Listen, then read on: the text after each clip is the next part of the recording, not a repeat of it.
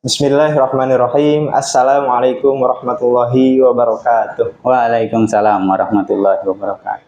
Alhamdulillah, pemirsa Habim TV, pada kesempatan kali ini kita bisa untuk pertama kalinya bermuajahah, bertatap muka pada channel yang insya Allah mencerdaskan umat berbasis tauhid, mewujudkan rahmatan lil alamin. Ya. Nah, di sini kita mau ngapain nih, Kang? Nah, insya Allah di sini kita akan bincang-bincang tentang keluarga muda mungkin ya. Ya. Tapi sebelum ke tadi perbincangan tadi, perkenalan dulu kayaknya ya. Perkenalkan, di samping saya ada Kang Vicky Agung Herudin. Beliau adalah sosok ayah muda dengan 3 orang anak, betul kan? Betul. Nah, 3 anak. Kang Jaki juga sama ya? Alhamdulillah. Kang Jaki, anak berapa Kang Jaki sampai hari ini? Alhamdulillah, baru 2 kan? Baru 2. Sekarang umur berapa? Sekarang sudah 25 tahun. Nah, ya. Subhanallah ya, di umur 25 tahun. Anak sudah 2 mungkin ya. Perempuan atau laki-laki? Sejodoh kan? Nah, alhamdulillah sejodoh ya. Kalau saya 3 anak, semuanya perempuan. Ya. Jadi insya Allah di segmen atau di kesempatan kali ini kita ingin tadi seperti apa yang Kang Vicky sampaikan, berbincang tentang keluarga muda. Pertama mungkin kita berdua ngobrol, berdiskusi tentang ayat yang Allah sampaikan di surat An-Nisa ayat 9. A'udzubillahi minasyaitonirrajim. Wal yakhshal ladina law taraku min khalfihim dzurriyyatan di'afa. Allah menyampaikan kepada kita, dan khawatirlah dan takutlah, wal yakhshal ladina law taraku min khalfihim, dengan kondisi law taraku ketika kita meninggalkan zuriyah atau anak-anak kita dalam kondisi yang lemah. Nah, berkesesuaian dengan itu mungkin inilah yang menjadi keresahan ya Kang ya. Keresahan keluarga. Ini menjadi keresahan bagi kita mungkinnya sebagai keluarga muda yang memiliki anak-anak. Kemudian nanti anak-anak kita kalau sudah dewasa, kalau sudah remaja kemudian dewasa akan seperti apa dan akan jadi apa mungkin. Nah, itu mungkin. Karena saya pun merasakan takut kalau melahirkan anak-anak yang lemah. Nah, cuman di sini mungkin perlu kita diskusikan terlebih dahulu tentang di sini kan takutlah terhadap anak-anak yang lemah, generasi yang lemah. Nah, cuman lemah di sini harus kita sepakati dulu nih. Lemah dalam hal apa? Nah, kalau menurut saya lemah ini dalam arti justru kalau melihat permasalahan yang ada anak-anak pada zaman sekarang, lemah dari sisi akidah, ideologi, dari sisi keyakinan, keimanan mungkin itu kan. Nah, karena apa? Karena dengan lemahnya iman tadi, banyak permasalahan-permasalahan yang muncul. Atau misalkan kalau kita bisa lihat di berita-berita, kasus-kasus permasalahan yang kita anggap dulu tidak mungkin dilakukan oleh anak-anak terjadi sekarang kan. Nah, itu betul, luar biasa ternyata. Kalau kita tangzurun mungkin ya terhadap kehidupan masyarakat hari ini, ternyata kasus kejahatan itu bukan hanya dilakukan oleh orang-orang yang sudah dewasa, tapi ternyata kita lihat di berita anak SD pun sudah mulai melakukan hal itu. Apalagi anak SMP. Nah, tentang kalau kita lihat kasus-kasus tentang tawuran mungkin ya, bahkan sudah masuk kepada masalah pembegalan. Ini kan kondisi anak-anak remaja yang sudah menjadi demikian. Dan kasusnya tidak 1 dan 2, ternyata banyak. Nah, ini khawatir anak kita pun, anak saya pribadi pun masuk ke golongan yang seperti itu. Nah, itu. Masuk ke lingkungan yang demikian. Nah, tentu tapi kalau kita lihat ayat itu, kemudian banyak juga yang menyampaikan khawatir lemah di sana diartikan lemah masalah ekonomi, lemah masalah materi. Kan tidak sedikit yang mengartikan ayat itu lemah di sana, maksudnya ke sana. Iya. Cuman ternyata kalau kita lihat sejarah, ternyata generasi yang lemah itu kan berarti kebalikannya adalah generasi yang kuat. Nah, kalau kita lihat sejarah Rasulullah SAW bersama para sahabatnya, generasi yang dihadirkan itu kuat bukan hanya dalam masalah ekonomi, tapi tadi betul dalam masalah keyakinan, Iya. dalam masalah keimanan. Maka kita lihat dalam gambaran sejarah, Ali bin Abi Thalib mampu memilih jalan hidup Islam pada umur ataupun usia 9 tahun. Atau generasi tabi'in. Iya. Atau generasi sahabat juga, generasi Rasul, Ibnu Abbas. Itu kan masih kecil, tapi sudah memiliki mampu memegang amanah ketika dalam hadis ihfadullah yahfadka. Ketika diajarkan hal itu oleh Rasulullah, dia mampu mengamalkan. Nah, itu kan gambaran generasi yang kuat. Dan itu generasi yang dihasilkan ataupun generasi yang diinginkan lah oleh saya. Sedangkan kebalikannya hari ini, usia-usia remaja teh itu keadaan. Banyak terjadi kasus, setuju tidak? Iya, setuju ya. Berarti pemirsa Habim TV yang dirahmati oleh Allah, kita sepakat ini dalam mendefinisikan lemah. Bahwa lemah di ayat tersebut bukan hanya lemah ekonomi, tapi lemah keyakinan, begitu kan? Nah, betul. Karena itu tadi disampaikan oleh Kang Vicky, apa yang ditampilkan di dalam sejarah yang dicontohkan oleh baginda Nabi mendidik zuriyah supaya kuat, bukan hanya kuat masalah ekonomi. Tapi yang pertama masalah keyakinan. Namun gini Kang, banyak mungkin orang tua pada hari ini berdoa, berharap Rabbana hablana min azwajina wa dzurriyyatina qurrata a'yun. Berharap ingin keturunan atau zuriyah yang menjadi penyejuk hati atau zuriyah yang soleh. Namun nyatanya apa yang diharapkan dengan realitas yang terjadi, bagaimana orang tua membimbing anak, mengajarkan kepada anak, malah berbanding terbalik tadi. Oke. Nah, kita tadi surat 25, surat Al-Furqan ya. Al-Furqan ayat 74. Doa yang selalu banyak dipanjatkan oleh para orang tua setiap setelah sholat, ba'da sholat. Iya betul. Walladzina yaquluna rabbana hablana min azwajina wa dzurriyyatina qurrata a'yun. Kita lanjutkan, waj'alna lil muttaqina imama. Nah, ini jangan sampai terlewatkan mungkin ya, perlu diulas sedikit mungkin.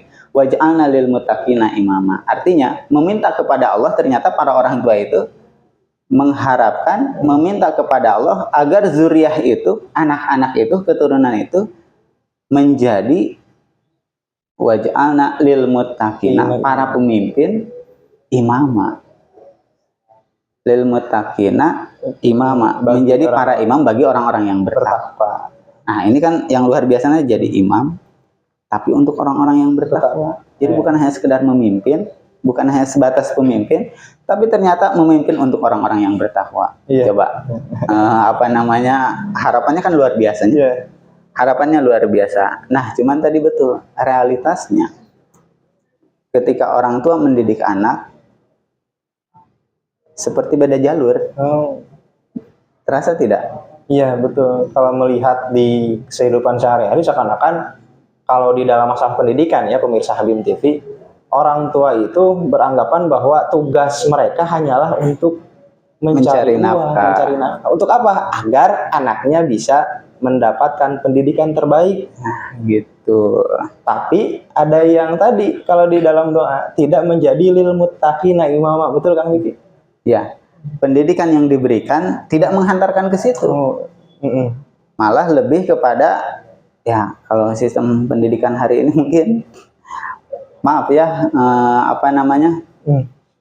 kita itu dari kecil mungkin dikenalkan tentang masalah cita-cita dan profesi. Kemudian itu dari mulai TK, kemudian SD yang saya alami mungkin ya, dan demikian pun hari ini. Dari kecil sudah dikenalkan dengan profesi-profesi yang diarahkan agar profesi tersebut menjadi cita-cita. Contoh kalau guru nanya kepada anaknya, cita-cita ingin jadi apa? Ingin jadi dokter. Terus ingin jadi tentara. Kenapa demikian? Dokter, tentara, coba. Karena kalau melihat sekarang dokter, tentara, kehidupannya layak lah, kehidupannya terjamin dari sisi ekonomi. Betul, dari sisi materi. Materi. Padahal hari harapan sebagaimana doa menjadi pemimpin bagi orang-orang yang bertakwa. Iya, betul. Bisa sejalan tidak? Bisa jadi sih sejalan. Tapi kalau yang diajarkannya tentang akhirnya materi, beda jalan. Betul tidak? Betul. Sehingga sekarang kalau misalkan Islam itu sendiri malah jadi fobia katanya Kang. Maksudnya gimana? Ketika anak difokuskan pendidikannya kepada Islam, orang tua khawatir ekonominya tidak terpenuhi. Betul juga itu. Karena hari ini mungkin Islam tidak bisa menghantarkan, belum memiliki gambaran ya, apa nah? Ya, kalau orang yang berpendidikan Islam, tapi sih kehidupan orang yang berpendidikan Islam, mereka akhirnya dalam masalah ekonomi bisa layak juga. Ada juga lah gambaran yang layak mungkin. Banyak juga. Karena tadinya banyak opini-opini tinggalkan Islam gapai dunia. Kalau mau dunia maka tinggalkan agama, atau sebaliknya. Nah, opini demikian juga banyak tentang hal itu. Nah, tadi ya Kang, sekarang kalau berbicara permasalahan yang banyak tadi tentang pendidikan dzurriyyah, lantas bagaimana solusinya sih Kang? Yang Kang Vicky bisa sampaikan di kesempatan kali ini. Nah, kalau menurut saya sih karena harapan mungkin. Harapan itu tadi berawal dari surat 25 ayat 74 bahwa kita itu harus memiliki zuriah-zuriah yang luar biasa, menjadi para pemimpin, tapi untuk orang-orang yang bertakwa. Artinya anak kita harus memiliki ketakwaan yang luar biasa, dari ketakwaan yang lebih dari yang dipimpinnya.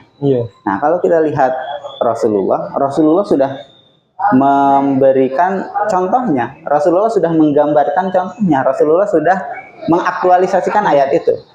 Nah, kalau kita lihat siapa sih keluarga Rasulullah?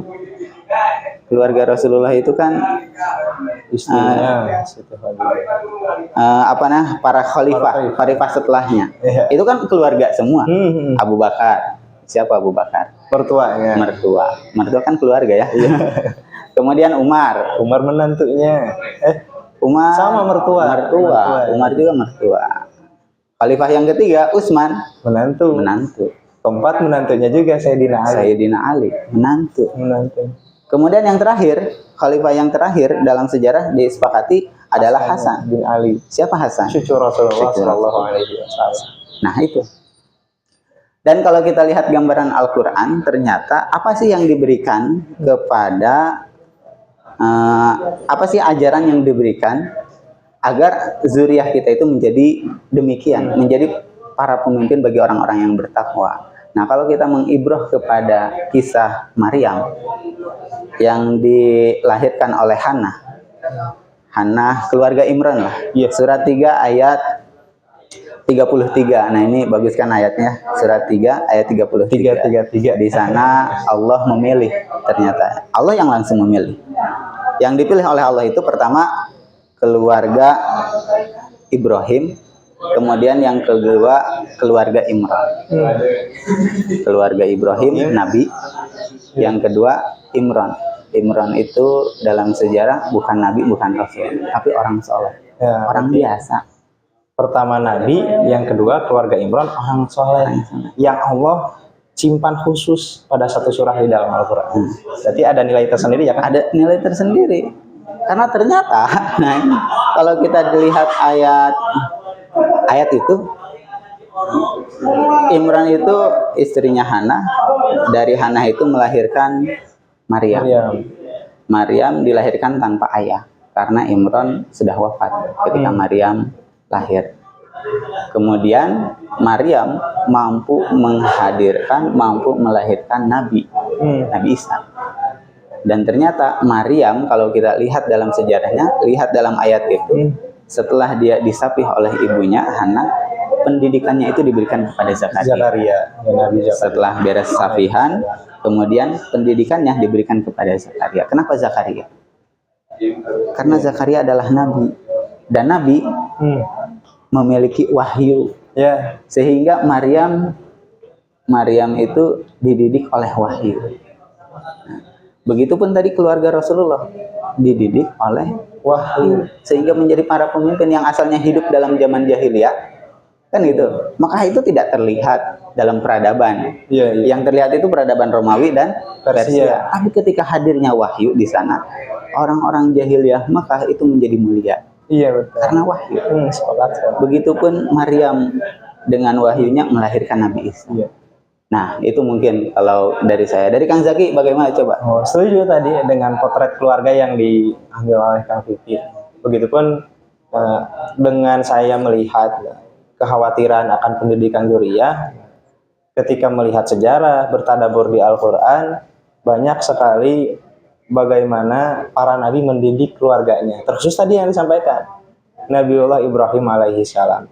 Nah, mengutip di surat Al-Baqarah mungkin ya, ayat ke-131 sampai 132 yang pada hari ini mungkin insya Allah saya selaku ayah ingin mempraktekkan hal itu, mudah-mudahan ya, mudah-mudahan bisa dijalankan. Nah, pertama di ayat 131 tadi, ketika Allah memerintahkan Nabi Ibrahim alaihissalam untuk taslim, untuk tunduk terhadap aturan Islam, untuk tunduk terhadap wahyu, maka beliau baginda Nabi Ibrahim alaihissalam menjadi orang yang pertama kali, ana awalul muslimin, orang yang pertama kali berserah tadi, lil muttaqina imama. Terus di selanjutnya bukan hanya memulai, yang pertama tadi memulai dari diri untuk mengaplikasikan wahyu, taslim terhadap wahyu. Yang kedua, kalau menurut saya tadi mewasiatkan atau seperti mewasiatkan apa yang sudah diterapkan di diri kepada keluarga. Lalu di ayat terakhir dijelaskan 133, ketika cucunya Nabi Ibrahim alaihissalam, Nabi Yakub alaihissalam hendak wafat, am kuntum syuhada idh hadara Yaqubal maut ma ta'buduna min ba'di. Yang dikhawatirkan oleh Nabi Yakub alaihissalam tadi bukan kekhawatiran masalah ekonomi ataupun materi, tapi yang dikhawatirkan kepada anak-anaknya, mata ta'buduna min ba'di. Itu apa yang akan kalian sembah setelah aku meninggal. Nah, ternyata itu yang diwasiatkan dan itu dikhawatirkan oleh orang tua ya. Iya, seharusnya seperti itu. Nah, luar biasa ternyata betul tadi di surat 2 ayat 131. Idh qala lahu rabbuhu aslim. Qala aslamtu li rabbil alamin. Ternyata memang yang perlu taslim itu pertama orang tua. Orang tua dulu. Nah, ini mungkin pesan bagi kepada kita yang sebagai orang tua. Kalau anak-anak kita ingin soleh, ingin menjadi little muttaqina imama, nah tentu mungkin orang tua ya yang harus menjadi tauladan dulu. Orang tua yang harus mencontohkan itu dulu. Orang tua yang harus berbuat baik dulu. Orang tua yang harus soleh dulu. Sebagaimana tadi kalau dalam surat 3 ayat 33, Imronnya dulu, Hannahnya dulu, istrinya dulu, orang tuanya dulu yang memperbaiki diri, orang tuanya dulu yang soleh. Maka setelah kesolehan orang tuanya akan menghadirkan anak yang soleh. Bahkan kan gitu ya. Imran, Hannah, lahirnya Maryam. Dari ulama, orang biasa, lahirlah wanita suci yang disucikan oleh Allah, Maryam. Maryam. Setelah Maryam, lahirlah Nabi. Trennya naik, trennya meningkat. Ternyata kenapa bisa meningkat demikian? Karena wahyu yang diajar. Nah, berarti kalau dari saya, itu berarti catatannya. Yang diajarkan harus wahyu. Yang diajarkan kalau hari ini berarti kembali kepada wasiat Rasulullah, Al-Quran dan Sunnah, itu harus jadi ajaran. Kalau para ulama menyampaikan awwalu wajibin alal insan ma'rifatullah bistiqoni. Jadi yang pertama kali diajarkan itu adalah Allah. Yang pertama kali dikenalkan itu Allah. Yang pertama kali dikenalkan itu Allah kepada anak-anak. Berarti Allah itu harus kita kenali dulu oleh orang tua. Kita sebagai orang tua, wayahna. Wayahnya, orang tua harus kenal terlebih dahulu. Baru kalau orang tuanya kenal, bisa mengenalkan anak kepada Allah. Tidak bisa jadi calo berarti kayaknya. Iya, itu gak bisa jadi calo. Karena nggak ada contohnya ya. Nggak ada calonya. Ada tidak calo dalam Al-Quran? Tidak ada ya. Nah itu mungkin nanti di kesempatan lain kita tentunya harus bahas mungkin ya lebih jauh tentang ajaran yang harus diajarkan kepada anak-anak gitu, agar anak-anak itu menjadi anak-anak yang soleh agar mereka menjadi pemimpin bagi orang-orang yang bertakwa. Nah itu mungkin ya. Ya, alhamdulillah Bincang jazakumullah hari ini. khairan Kang Vicky Siap, sudah Kang Jaki. bisa menyempatkan diri untuk berbincang tentang masalah keluarga muda. Nah, pemirsa BIM TV, mudah-mudahan dengan obrolan yang tadi kita sampaikan, yang kita bicarakan di kesempatan kali ini bisa menjadi pencerah mungkin khusus bagi diri sebagai ayah muda. Ayah Kang muda. Vicky. Umumnya bagi pemirsa BIM TV yang menyaksikan. Barakallahu li wa lakum wa fi min ayati wal dzikril hakim. Nastagfirullah li wa lakum. Assalamualaikum warahmatullahi wabarakatuh. Waalaikumsalam warahmatullahi wabarakatuh.